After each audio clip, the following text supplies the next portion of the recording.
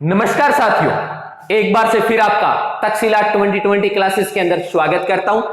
20 minute के बाद आपके जहन में होगा फरीदाबाद, वादा करता है आपसे पवन सिहा। तो चलिए दोस्तों, बिना किसी देर किए इसी 20 मिनट की कड़ी में शुरू करते हैं। आज हम फरीदाबाद यानी कि बाबा फरीद की नगरी का जिक्र करेंगे और देखेंगे यहां पे कौन कौन सी मुख्य उद्योग है, क्योंकि औद्योगिक नगरी के नाम से ये जाना जाता है।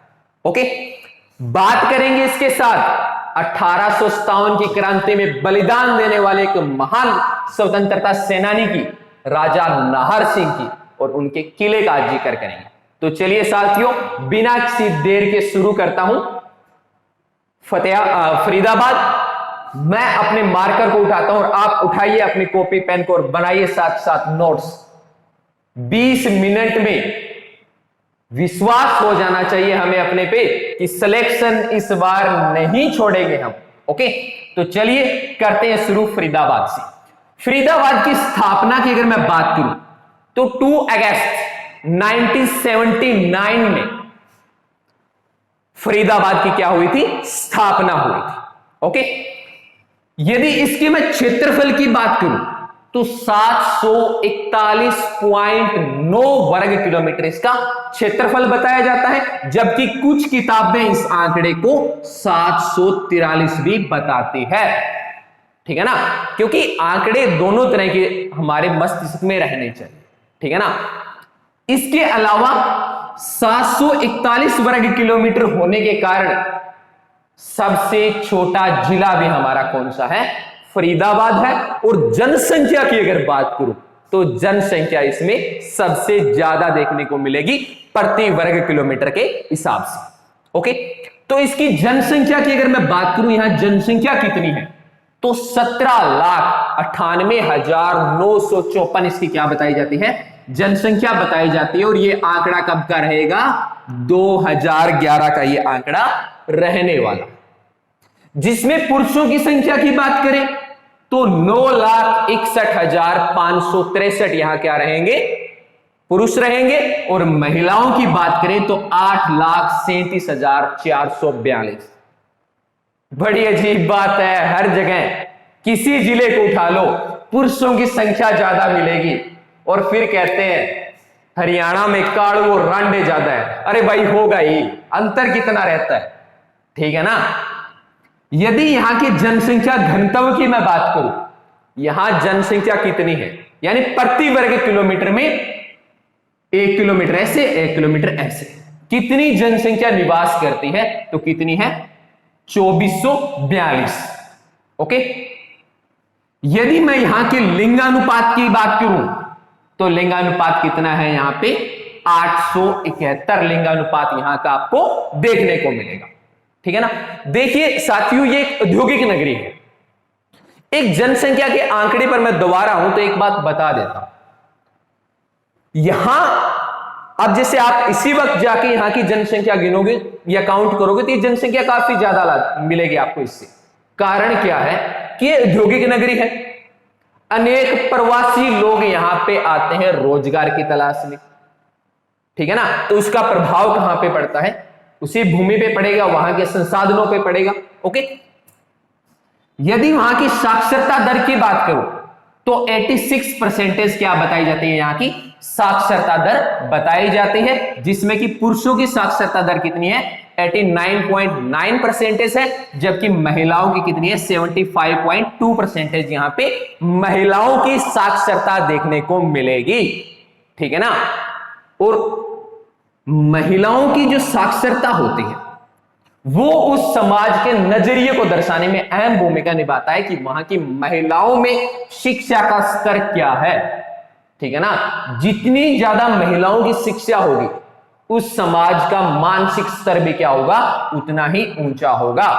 ओके, यदि यहां पे मैं जनसंख्या वृद्धि दर की बात करूं कि जनसंख्या कितनी की यहां पे बढ़ती जा रही है तो 13.35% की रफ्तार से क्या है? यहां पे जनसंख्या में बढ़ोतरी लगातार होते जा रही है।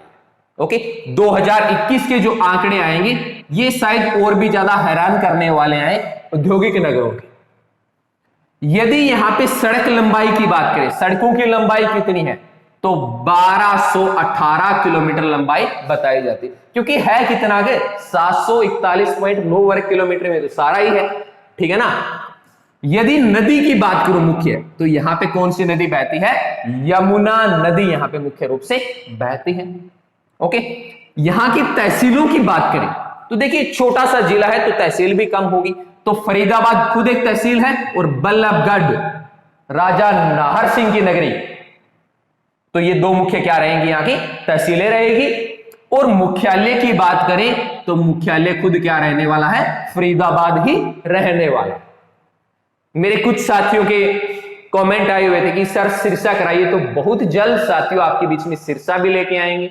ओके, इसके समांतर हमारी पॉलिटिकल की क्लासेस चल रही है, जिस कड़ी में हमने मौलिक अधिकारों को करवा दिया है और सारा का सारा जो डाटा है आपको लक्ष्मीकांत का मिलेगा।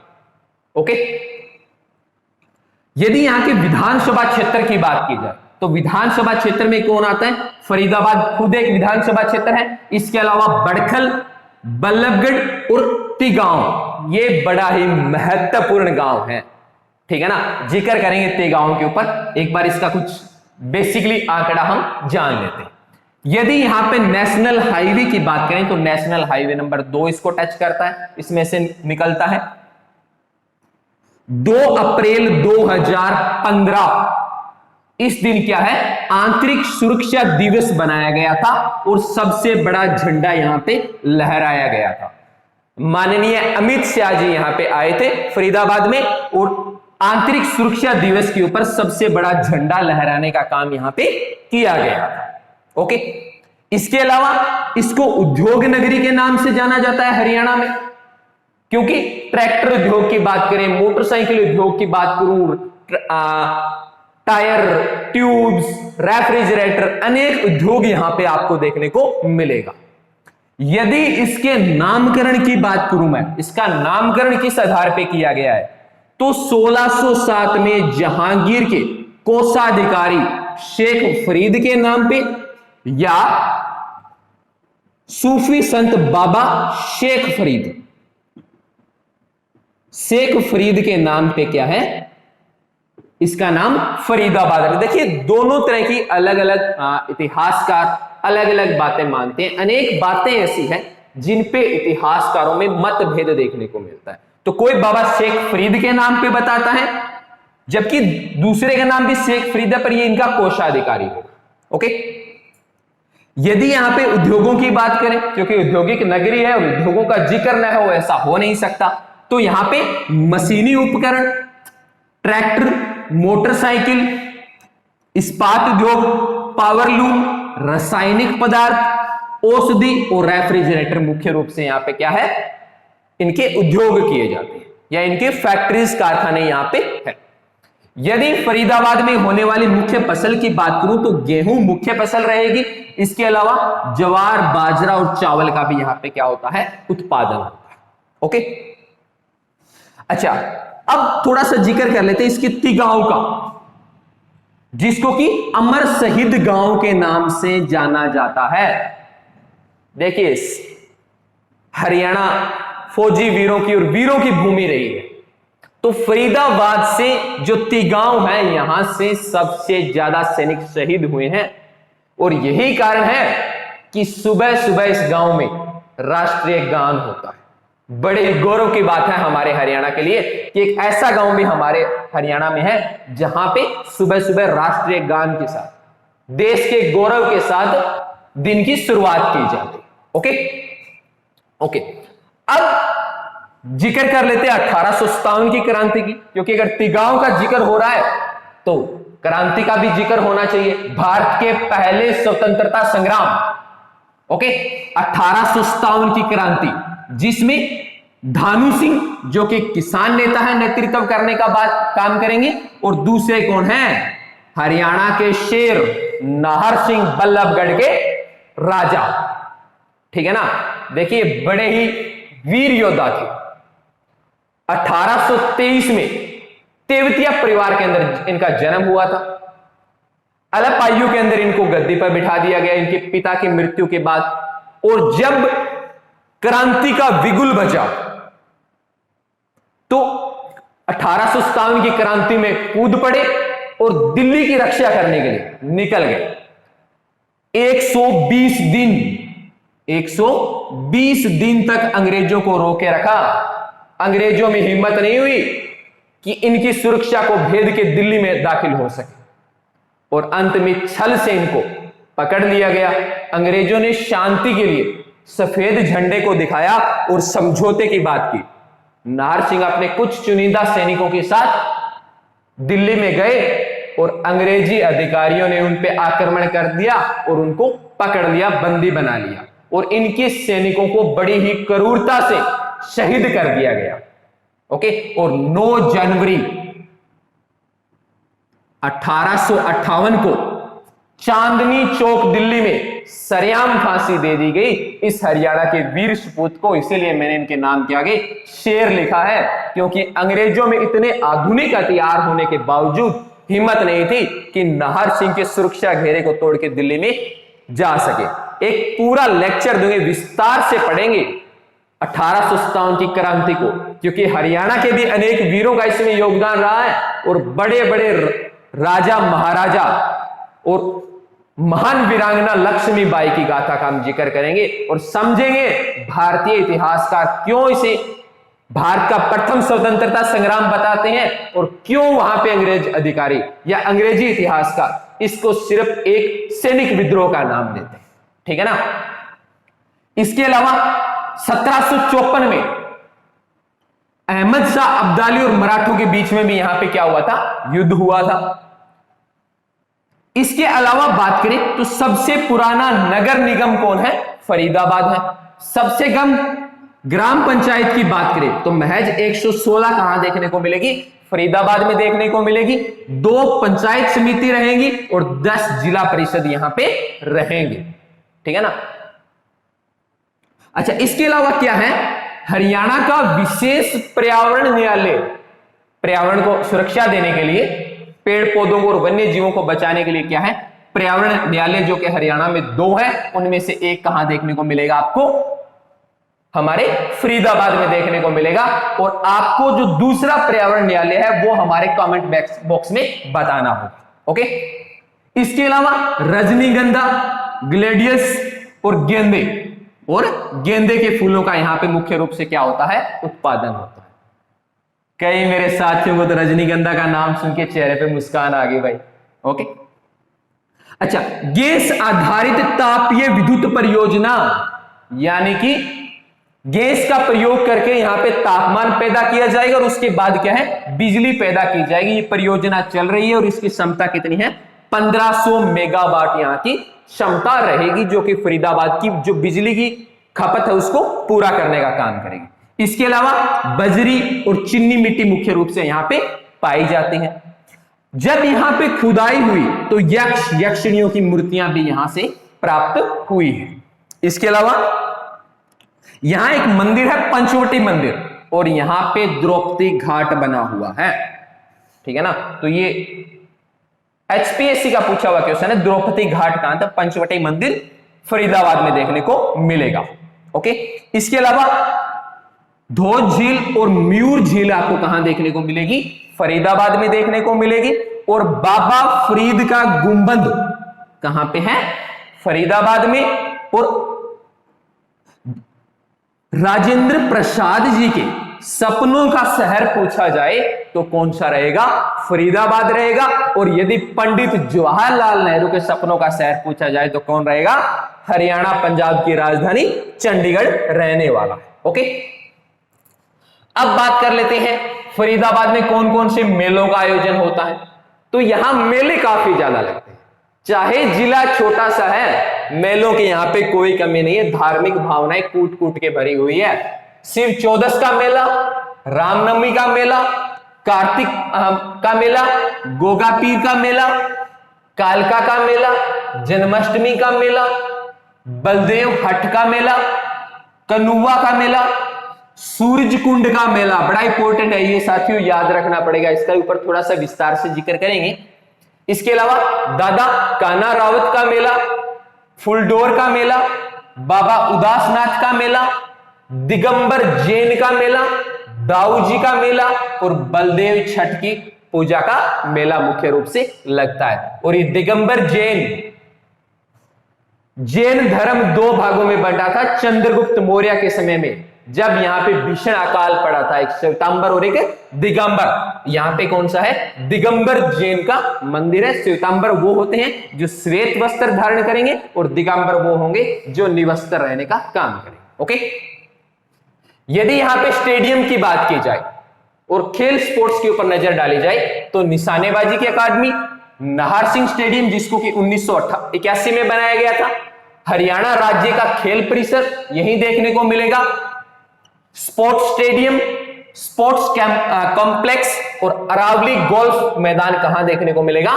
फरीदाबाद में। और मयूर स्टेडियम भी कहां पे होगा? फरीदाबाद में रहेगा। तो ये मुख्य रूप से फरीदाबाद के क्या है? स्पोर्ट्स के क्षेत्र में योगदान देने वाले स्टेडियम और इनकी अकादमी है। और निशानेबाजी की अकादमी मुख्य रूप से यहाँ की प्रसिद्ध है। ओके, और नाहर सिंह स्टेडियम का जिक्र अनेक क्वेश्चनों में, अनेक प्रतियोगिताओं में किया गया। ओके, राजा नाहर सिंह के नाम पे बनाया गया था। ओके, और ये जो अरावली गोल्फ मैदान है, हरियाणा का एकमात्र गोल्फ मैदान है जिसका डिजाइन करने का काम के स्टीफन, जो कि अमेरिकी है, इन्होंने किया था। अरावली क्षेत्रों में आता है, इसलिए इसको अरावली गोल्फ मैदान का नाम दिया गया है। यदि यहां के प्रसिद्ध व्यक्तियों का जिक्र किया जाए कि प्रसिद्ध व्यक्ति यहां कौन कौन है, तो जिक्र आता है सूरदास का, जिनका जन्म सिही गांव में हुआ था और ये किसके समकालीन माने जाते हैं? अकबर के। ओके, 1478 में इनका जन्म हुआ था। इनके पिता का नाम रामदास देखने को मिलता है और गुरु का नाम पूछा जा चुका है साथियों। इनके गुरु का नाम क्या है? बल्बाचार्य और हरिदास, दो मुख्य रूप से इनके गुरु देखने को मिलेंगे। कौन? बल्बाचार्य और दूसरे हरिदास। इनको सूर्य कवि के नाम से जाना जाता है। और यदि इनके ज्ञान प्राप्ति की बात की जाए तो आगरा के गऊ घाट के ऊपर इनको क्या है? ज्ञान की प्राप्ति हुई थी। इनकी रचनाएं अनेक एग्जाम में पूछी गई कि सूरदास की रचनाएं कौन सी है। अभी पीछे एग्जाम हुए थे, इनमें भी इनका क्वेश्चन आया हुआ था। तो सूर सागर, सूर गारावली, साहित्य लहरी और नल दंपति इनकी क्या है? मुख्य रूप से इनकी रचनाएं रहेगी।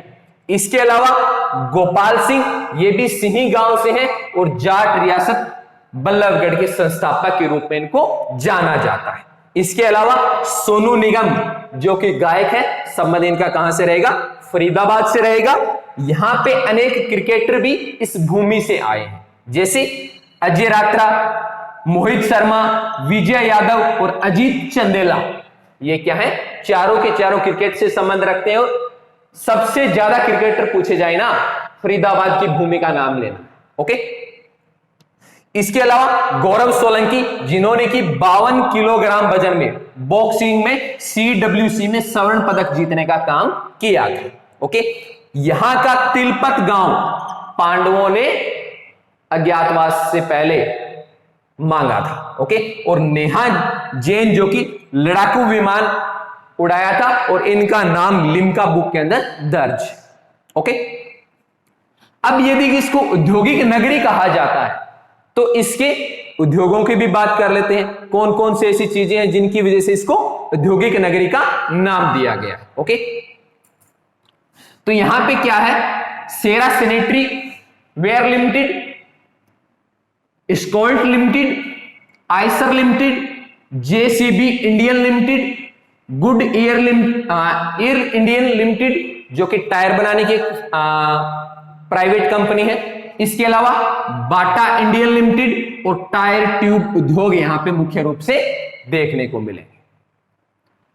यदि यहां पे विश्वविद्यालयों की बात की जाए कि कौन कौन से विश्वविद्यालय यहां पे आपको देखने को मिलेंगे, तो विश्वविद्यालय में नाम आता है सबसे पहले किसका? YMCA, विज्ञान एवं तकनीकी विश्वविद्यालय, जिसको कि 1969 में बनाया गया था। ओके, इसके अलावा डॉक्टर अंबेडकर स्किल डेवलपमेंट विश्वविद्यालय भी कहां पे है? फरीदाबाद में रहेगा। मानव रचना अंतरराष्ट्रीय विश्वविद्यालय, जहां पे कृत्रिम ऑर्गन बनाने का काम भी होता है, कहां पे है? एकमात्र फरीदाबाद में है। इसके अलावा लिंगुआ यूनिवर्सिटी, जिसको कि 1907 में बनाया गया था, और national research for integrated pest management 1988 में इसको बनाने का काम हुआ था। तो ये मुख्य रूप से वो संस्थाएं रहेगी जो फरीदाबाद के शिक्षा स्तर को बढ़ाने का काम कर रही है, जिसकी वजह से यहां का शिक्षा स्तर क्या है, 86% है। अब बात कर लेते हैं थोड़ा सा बल्लभगढ़ की। तो बल्लभगढ़ क्या है, इसका सबसे बड़ा शहर है, और यहां पे राजा नाहर सिंह का महल और रानी का महल मुख्य रूप से यहां पे देखने को मिलेगा। ओके, यदि इनके किले निर्माण की बात की जाए तो 1839 में 1839 में इन्होंने किला बनाने का काम किया था। कहां पे, बल्लभगढ़ में। ओके, और गद्दी पे कब बैठे थे, 1829 में, और फांसी कब दी गई थी, 9 जनवरी 1858 को इनको दिल्ली के चांदनी चौक में, फुआरे वाला जो चौक है वहां पे इनको सरेआम फांसी दे दी गई थी। अब बात कर लेते हैं सूरज कुंड की, जहां पे सूरज कुंड का मेला लगता है हर साल 1 फरवरी से लेके 14 फरवरी के बीच में। यहां पे क्या है, सूरज कुंड के मेले का आयोजन किया जाता है, जिसमें देश विदेश के लोग आते हैं और अपनी संस्कृति की झलक देने का काम करते हैं। यहां पे हर साल एक थीम स्टेट रहता है और एक थीम कंट्री रहती है। हर साल ये अलग अलग रहते हैं। इस साल कोरोना होने की वजह से ये मेला नहीं लगा। ओके, यदि दुनिया की सारी संस्कृतियों को एक जगह देखना हो तो साथियों एक बार सूरज कुंड का मेला देखने जरूर जाना। ओके, तो अनंतपाल द्वितीय ने इसका सूरज कुंड को बनवाने का काम किया था, और 1987 से यहां पे लगातार मेले का आयोजन किया जा रहा है, और यहां पे होटल राजहंस और आनंदपुर धाम मुख्य रूप से क्या है, सूरज कुंड के पॉपुलर है। इसके अलावा यहां पे एक कृत्रिम झील है, बड़खल झील। हाथों से इसकी खुदाई की गई है। 1947 को आजादी के समय कृषि में के लिए जो पानी प्रयोग होता है उसकी पूर्ति करने के लिए इस झील का निर्माण किया गया। तो जिसको सिंचाई परियोजना के उद्देश्य से बनाया गया था। कृत्रिम झील है, और कब बनी थी ये क्वेश्चन अनेक बार क्यों अलग अलग पेपरों में इसको पूछा जा चुका है। ओके, अच्छा, ये जो झील है ये इससे थोड़ी ही दूरी पे एक गांव है बड़खल, उसी के नाम पे रखा गया है। और ये जो बड़खल नाम है ये पर्शियन भाषा का शब्द है। ओके, और ये झील 206 एकड़ में फैली हुई है।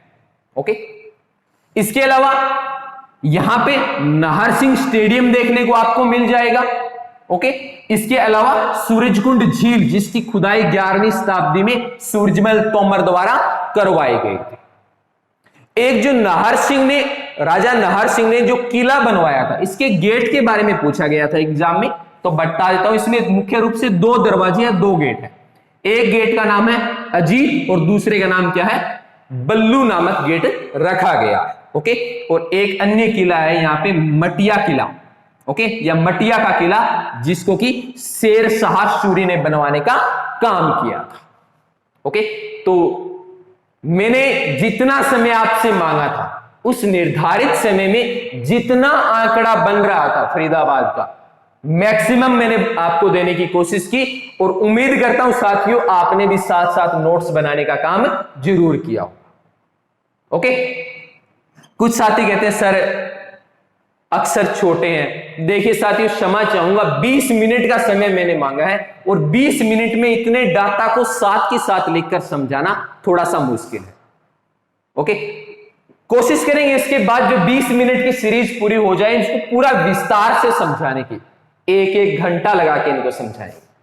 ओके, क्योंकि ये जो वीडियो 20-20 मिनट की बन रही है, जब एग्जाम बिल्कुल सर पे होगा तब बड़े बड़ी न तो किताबें पढ़ी जाती, न ही बड़े बड़े वीडियो देखे जाते।